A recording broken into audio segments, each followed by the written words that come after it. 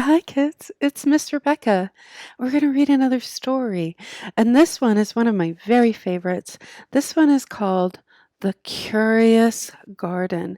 It's rather magical. And I want you to pay attention to the world that he lives in the very beginning of the book.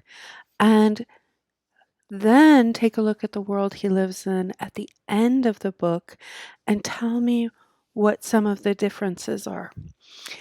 So this book is by Peter Brown.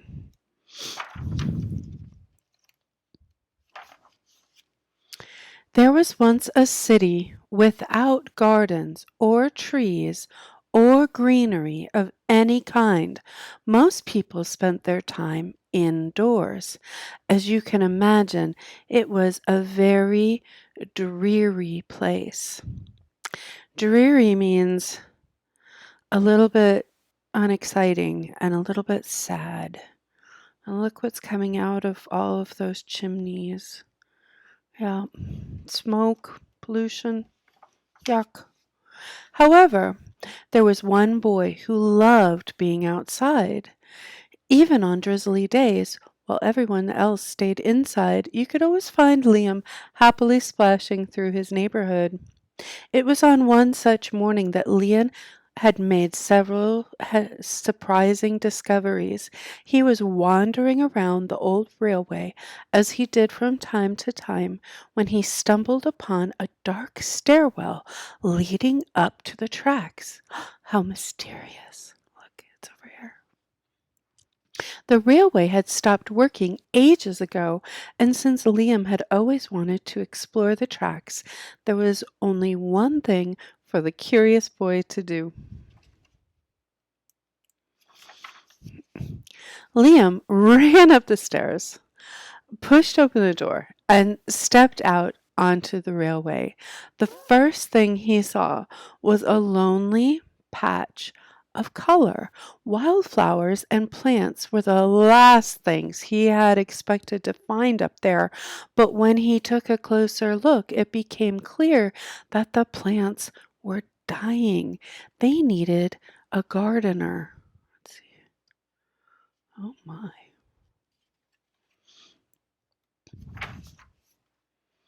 Liam may not have been a gardener, but he knew that he could help. So he returned to the railway the very next day and got to work.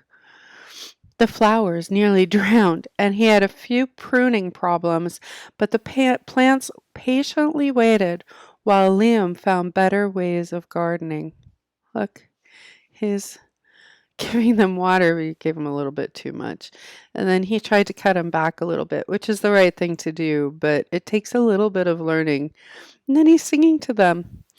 This is the second book we've read in which someone is singing to the plants. As the weeks rolled by, Liam began to feel like a real gardener, and the plants began to feel like a real garden. Most gardens stay in one place, but this was no ordinary garden. With miles of open railway ahead of it, the garden was growing restless. It wanted to explore. The tough little weeds and mosses were the first to move. They popped up farther and farther down the tracks and were closely followed by the more delicate plants. Over the next few months, Liam and the Curious Garden explored every corner of the railway. Oh my goodness. So, they started up in this area over here, I believe, and then they got curious and they started traveling down. And as the garden traveled, color started happening in those pathways. Huh. Oh my gosh.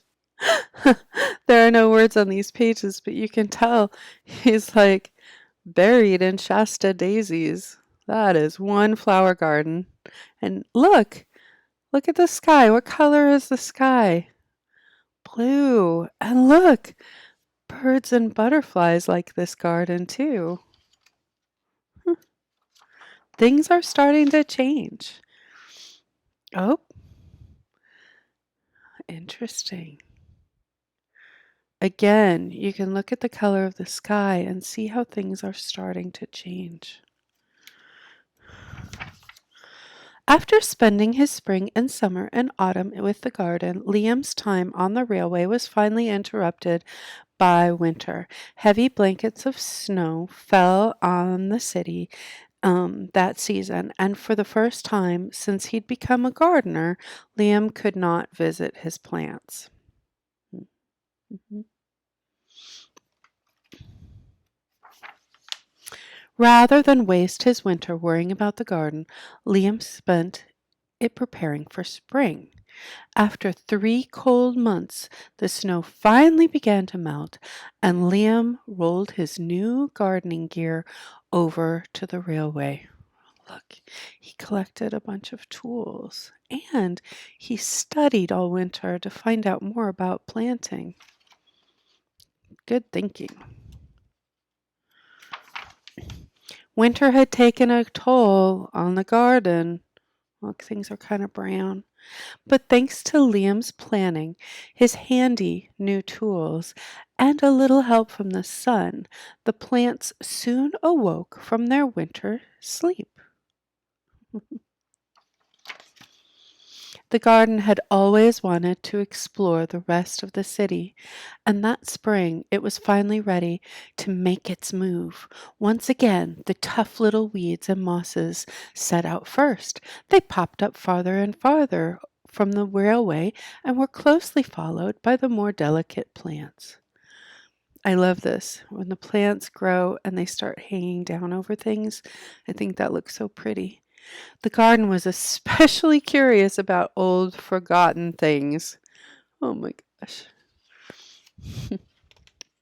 It's growing in cracks, it's growing in cars. A few plants popped up where they didn't belong. Uh oh. Uh oh. Others mysteriously popped up all at once, like bloop.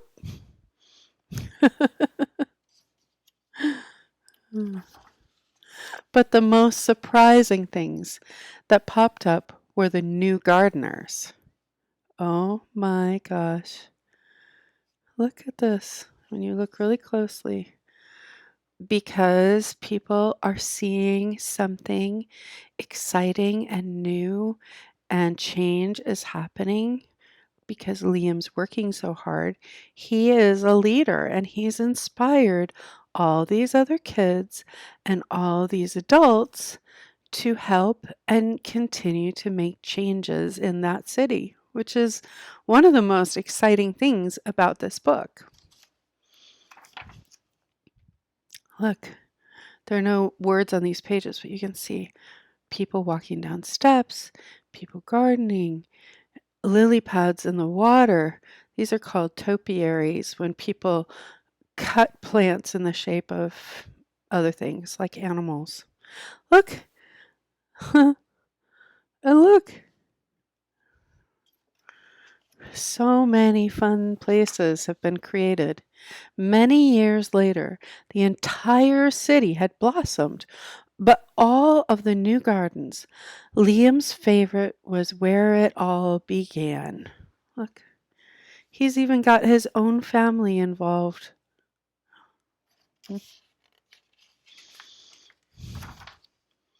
And look at the city now. They've created all sorts of gardens, rooftop gardens and flower gardens and vegetable gardens. Things are green, the sky is blue. They've made some really amazing changes. And if you look back to the first page, remember the word that they used to describe the city?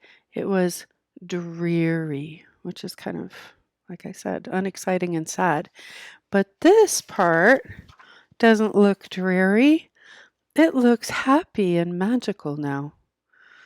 Yeah. A little bit of care goes a long way.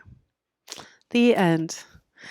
Okay, well, there are more gardening videos. Some have to do with math, some have to do with words and spelling. Some are science based, so I'm excited to see you again soon and have a great day. Bye.